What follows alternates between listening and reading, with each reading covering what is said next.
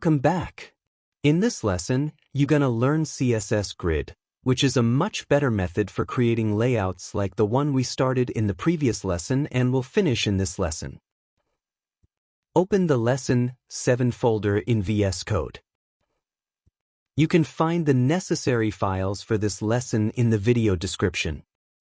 Create a new file and name it cssgrid.html, and let's start practicing a bit in this file first. Type the exclamation mark and press Tab to create a complete structure for our page. We will need a structure of divs. Div.container and press Tab. Then inside this div, div.grid1, box 1, div.grid2, box 2. Basically, we have two divs inside another div. Nothing special. But what is CSS Grid? CSS Grid is a powerful layout system that allows you to create complex and responsive web layouts with ease. Here are some key points about CSS Grid. What CSS Grid can do: divide pages into regions. It helps you divide a web page into multiple regions, making it easier to organize your content.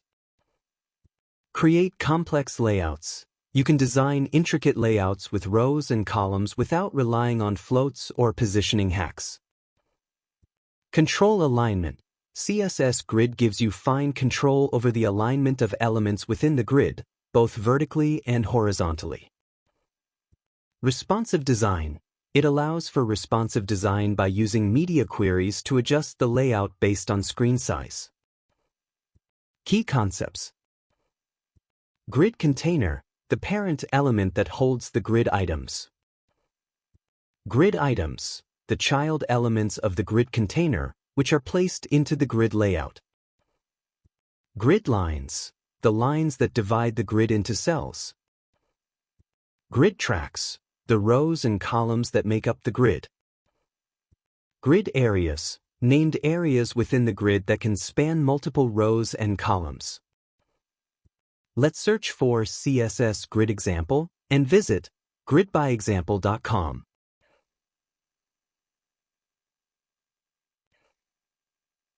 Here we can see examples of layouts created with the help of CSS Grid.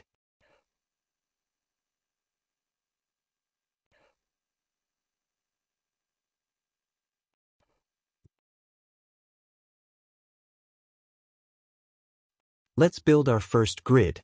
If I want to use CSS Grid, I need to start with the display property set to grid. .container, display, grid. Then I can use various CSS Grid-specific properties, such as grid template columns, 75 pixels, 75 pixels.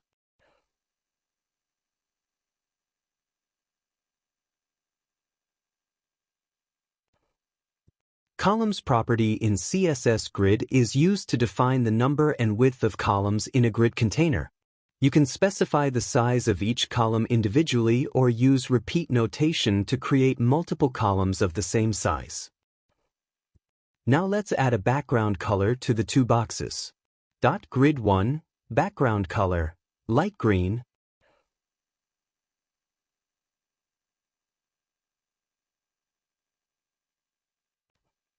.grid2, background color, light blue.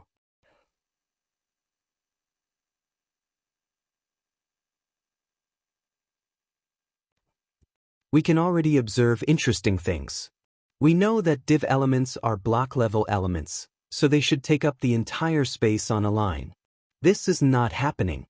There is no space between the two columns as we saw in the last lesson when we worked with the inline block display property. If we insert more text into one of the divs, we observe that both columns will extend vertically and will be perfectly aligned.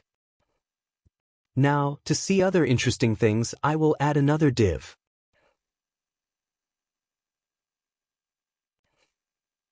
In the CSS code, I will add the third div, grid 3, and set the height to 100 pixels. Grid 3, background color, light gray.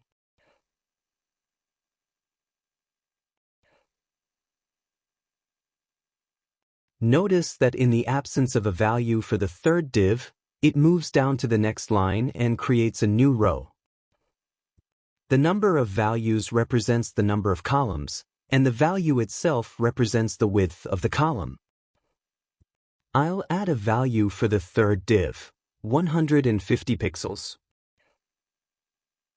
Now I will show you a new value we can use. For the third div box 3, I will replace the 150 pixels with 1fr, and I will make some changes in the HTML code so we can better see what is happening.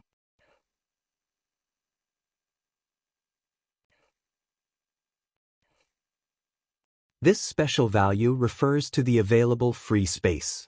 If I resize the page, we can see that now box 3 takes up all the remaining available space. Let's see what happens if 2 out of the 3 columns have the value 1fr. We observe that now the remaining available space is equally divided between the last 2 columns. In this case, 1 of 1fr is equivalent to half or 50%. If we set 2fr for the last column, then columns 2 and 3 will share all the remaining available space, with the note that the last column will be twice as wide as column 2. Column 2 will take up 1/3 of the space, and column 3 will take up 2/3 of the space. Alright, now I'll add 3 more divs and make them all 1fr.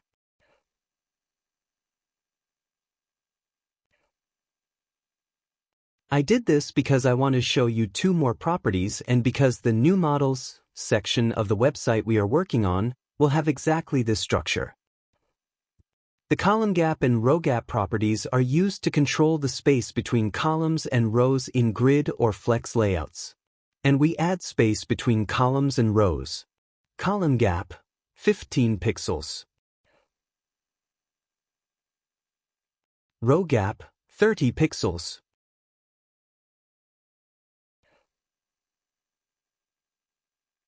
And look at the cool layout we have obtained. One last note is that we can use various units of measurement such as pixels, fr, percentages, and so on. Before applying what we've learned about CSS Grid, I will add a series of general declarations to the styles.css file that will be applicable to all the pages we will create. I will use the universal selector to reset the margins and paddings, and I will also ensure that padding and borders are included in the total width and height of the element by adding box sizing set to border box.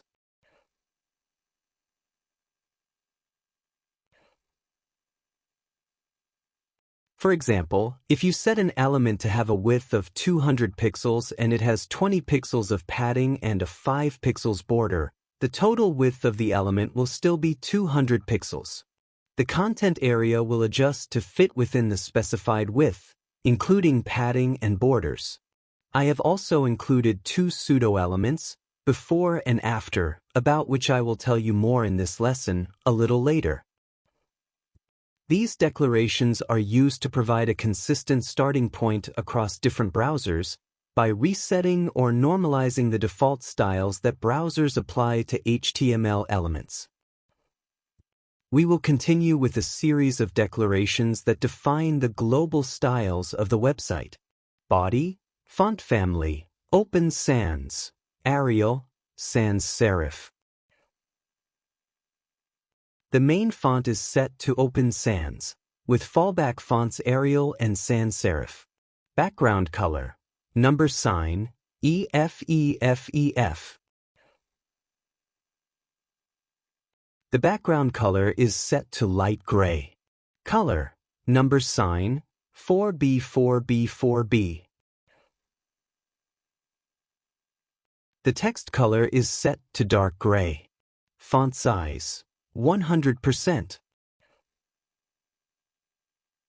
Width, 100%.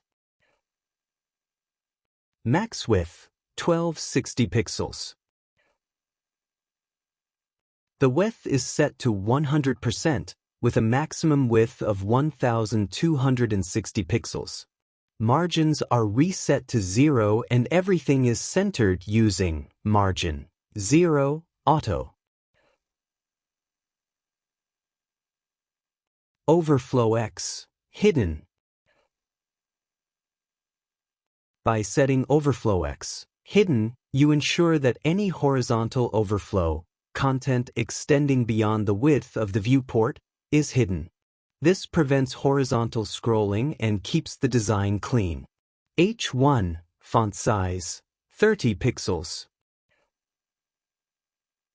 H2 Font size 26 pixels. H3 Font size 22 pixels. H4 Font size 14 pixels. These styles define consistent font sizes for headings, ensuring that they have a uniform hierarchy. P. Line height 1.6. Setting the line height improves readability by providing enough space between lines of text. A. Text decoration none. A. Hover text decoration underline. Removing the default underline and adding it back on hover provides a clean appearance while still indicating interactivity. U. L. List style type none. The UL element in HTML stands for unordered list. It is used to create a list of items where the order of the items does not matter.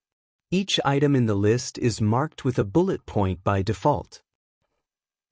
Removing the default bullet points from lists can be useful when you want to use custom list styles. Now, I'm going to write a series of utility classes, mainly to show you a working method.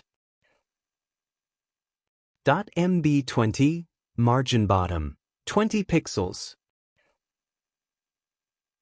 .mb30 margin bottom 30 pixels.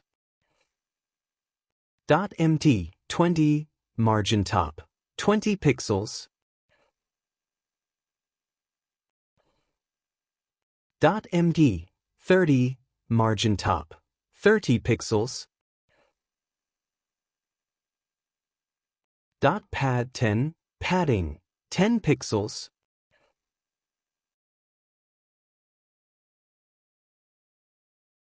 .pad20 padding 20 pixels.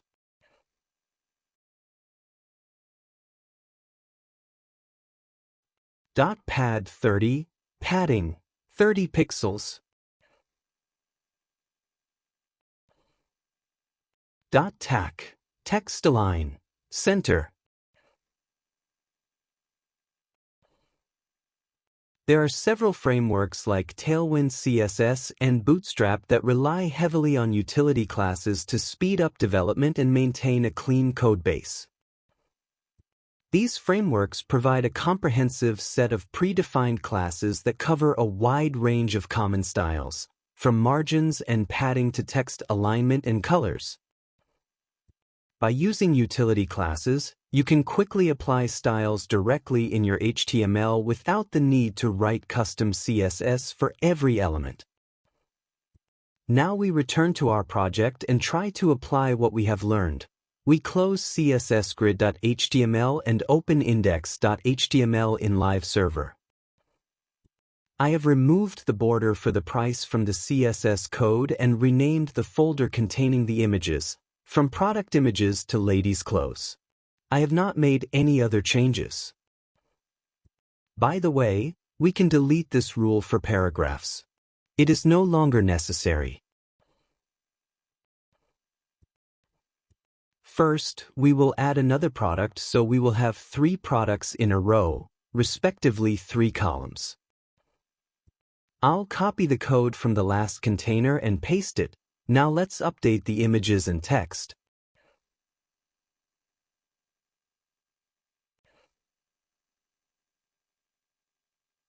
To create a grid, 2 steps are needed.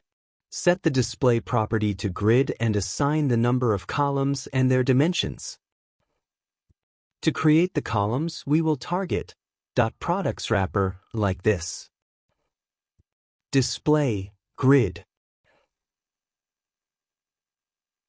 Grid template columns 1 FR, 1 FR, 1 FR.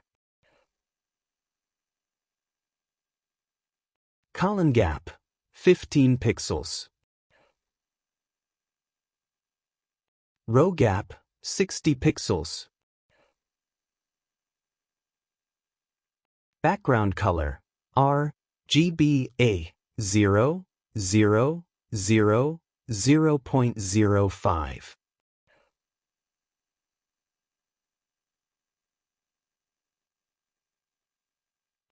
Border radius 5 pixels. Padding 20 pixels.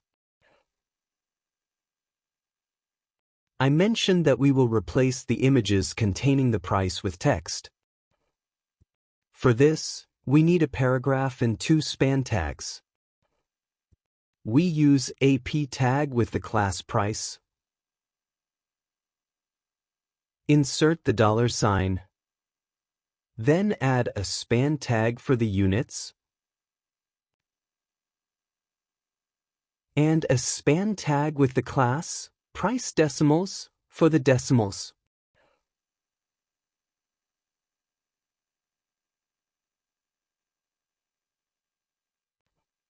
You can enter any price you want, it is not important. Let's do the same for the other 2 products.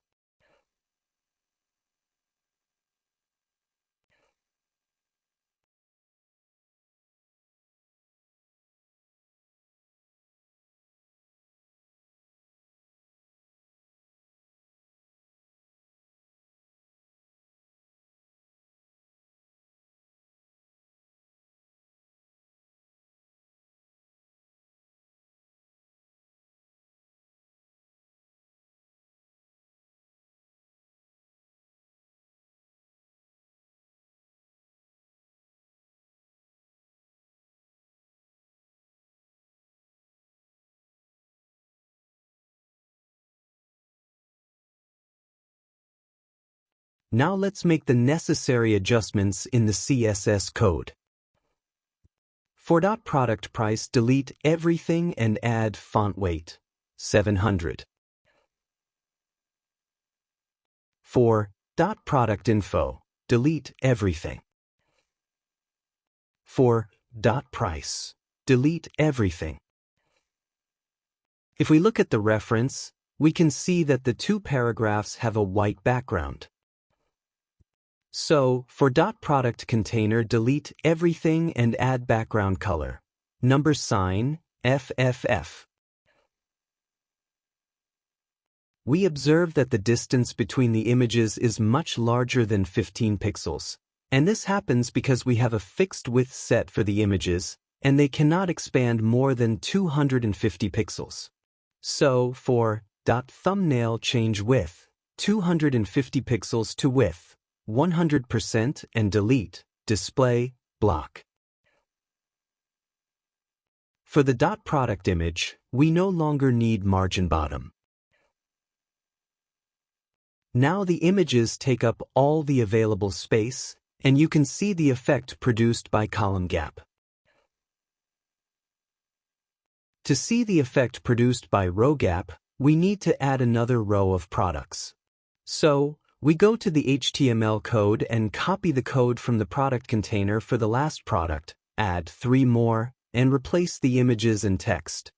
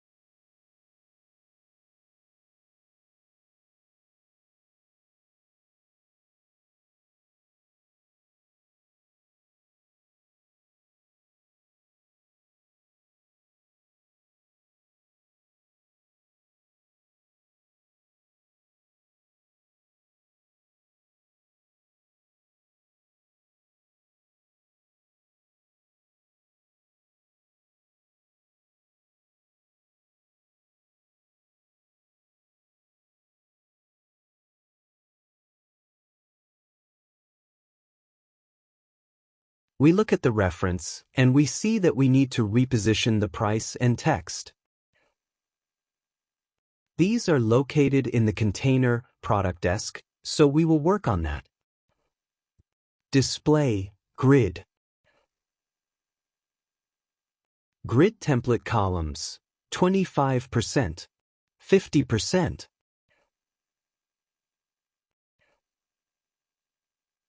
Padding bottom, 5 pixels. Alright, we are getting closer. Now for the dot product info I'll add. Text align, center. Padding, 5 pixels for top and bottom and 0 for left and right. To center-align the two paragraphs and add a bit of space at the top and bottom. Let's reposition the price. Dot price, margin left, 20 pixels. And margin top, 15 pixels. And let's also take care of the decimals in the price, which are read and aligned differently. 4 dot price decimals add. Font size, 12 pixels. Vertical line, super. Color, red. Alright. We notice in the reference that the section title is centered and the image boxes have a shadow effect. New models, H2. Center the section title, text align, center. And add space for top and bottom, margin, 50 pixels, 0. And add the shadow effect. Dot product container, box shadow, 0 pixels for the horizontal offset, 10 pixels for the vertical offset, 20 pixels for the blur radius, and for the color, black with 45% opacity, RGBA, 0, 0, 0, 0.45. Now I'll target the entire section to add some padding and space at the top. New models. Padding, 20 pixels. And margin top, 50 pixels. We've solved this one too. Now let's move on to create this black border with a triangle in the middle, pointing upwards. You'll get introduced to new properties and an interesting technique that helps us achieve such effects. We'll go to Dot Product Desk, the box that contains the entire white area with the price and the two paragraphs, and we'll add border bottom, 5 pixels, solid, number sign 4B, 4B, 4B.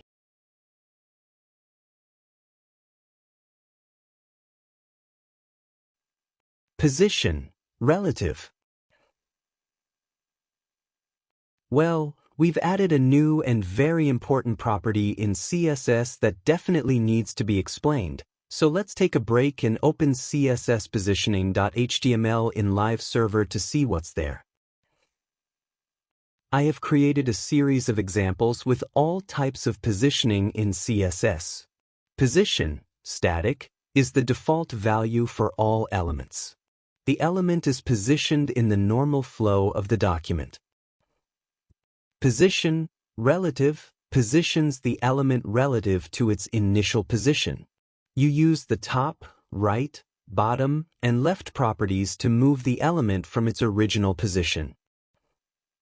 Position, absolute, allows positioning an element relative to the nearest positioned ancestor, a parent element that has a position value other than static. If no such ancestor exists, the element is positioned relative to the HTML element. Position, fixed, positions the element relative to the browser window. The element stays fixed even when the document is scrolled. Position, sticky, is a combination of relative and fixed. The element behaves like relative until a specific point, defined by top, right, bottom, left, is reached in the viewport, at which point it becomes fixed.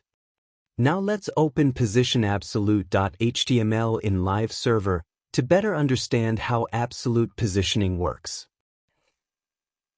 In this example, the container has position, relative, which makes it the reference for the absolutely positioned element.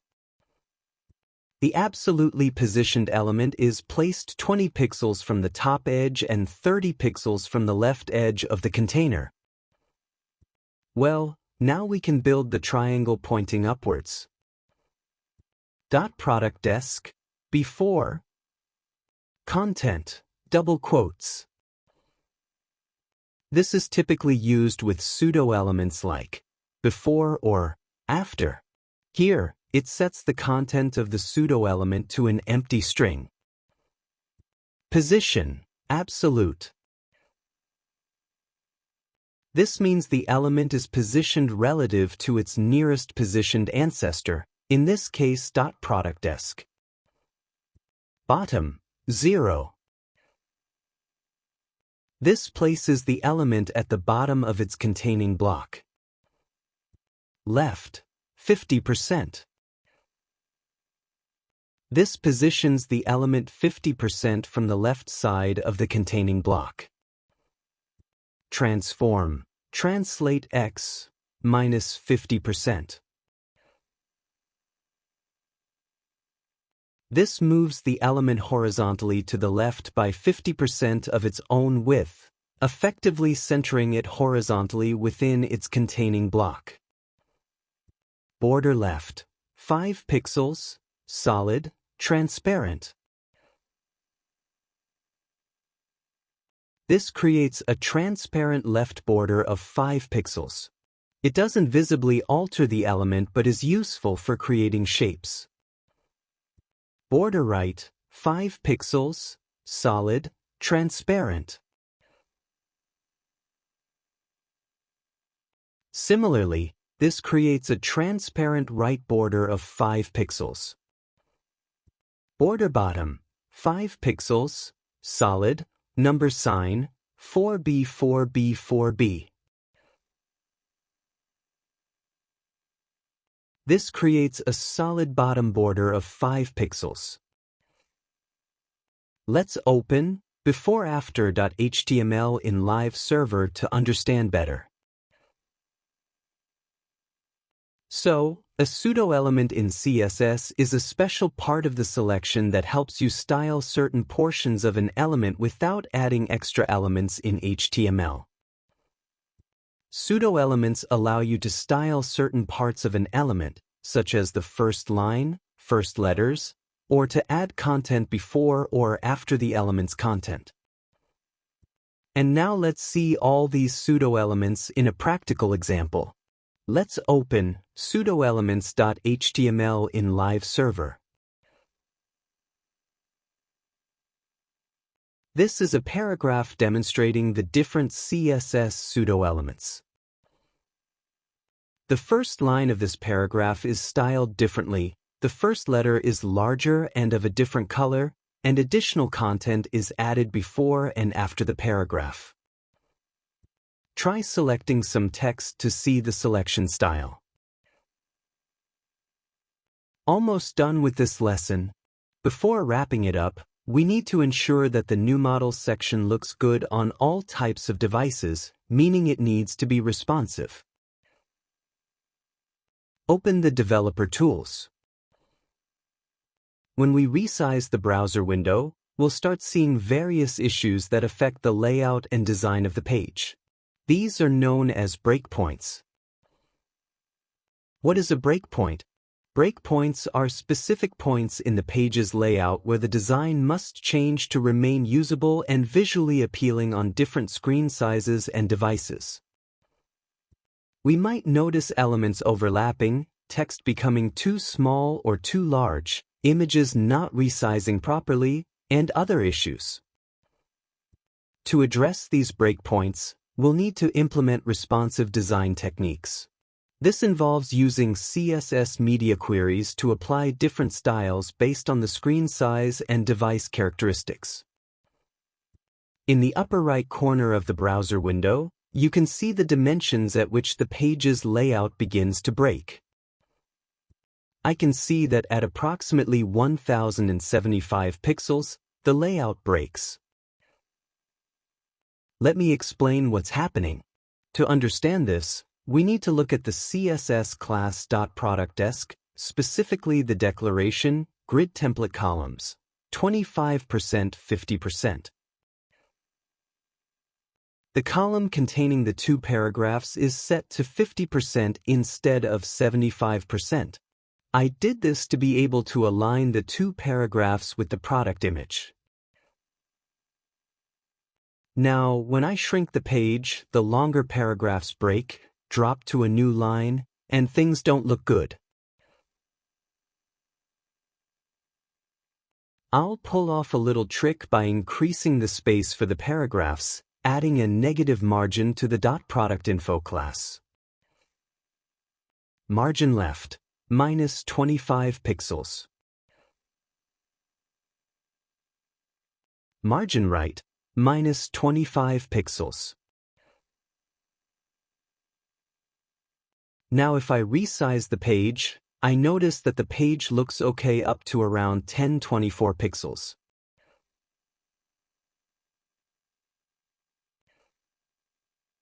If I reduce it further, the text in the two paragraphs overlaps the price, which is not good. So, the first breakpoint will be at 1024 pixels. At Media, Max Width, 1024 pixels, curly brackets.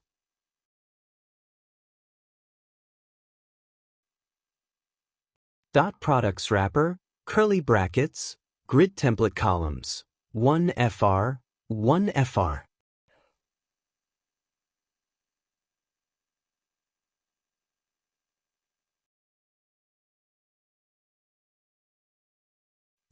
In this example, the styles within the media query will be applied only when the screen width is 1024 pixels or less, ensuring the page looks good on smaller devices.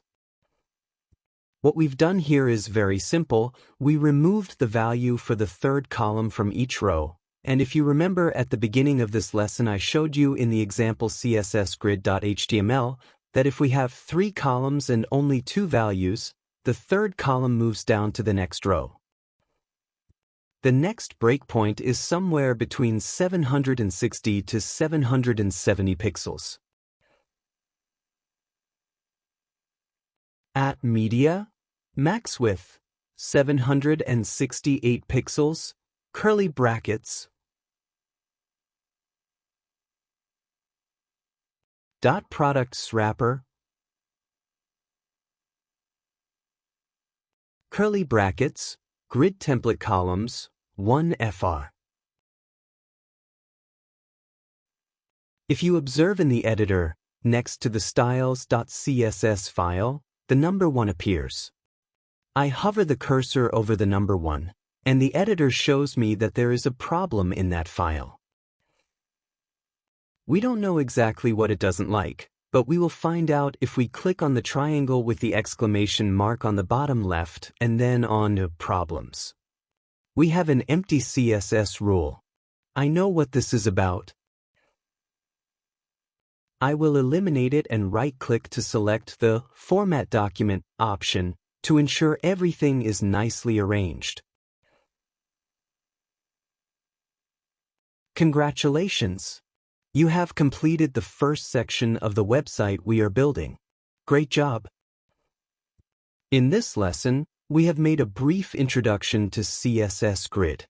We scratched the surface just enough to get our work done. The subject is much larger and requires a separate course, which is not exactly for beginners, and which I might create in the near future.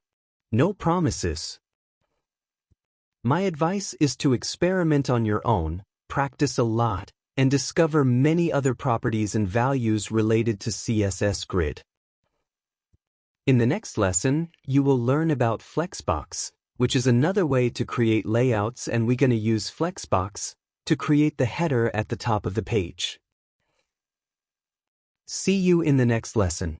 Keep up the great work. Happy coding!